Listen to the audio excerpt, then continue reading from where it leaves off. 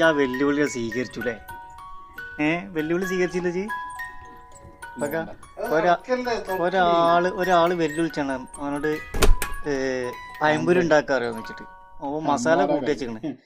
ഇതെങ്ങാനും നന്നായിട്ട് എൻ്റെ പുറം ഞാൻ പൊളിച്ചുട്ടാ. അത് വേറെ അതിൻ്റെ വല്ല ഉമ്മ വിളിച്ചിട്ടുണ്ട്.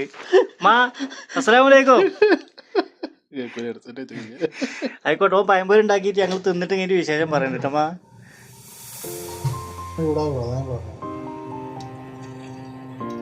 തൊളിക്കോ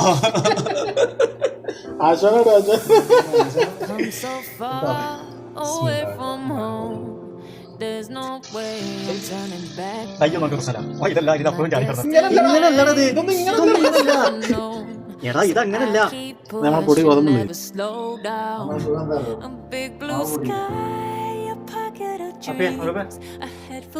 പയമ്പൂരി പൊളിക്കണം.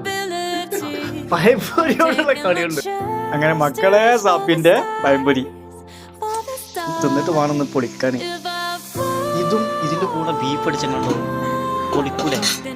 ബീഫ് കറി പയമ്പൂരി ഇന്നത്തെ നോമ്പത്ര അടിപൊളിട്ടോ. സാപ്പിയ പൊളിക്കോട്ടെന്ന്.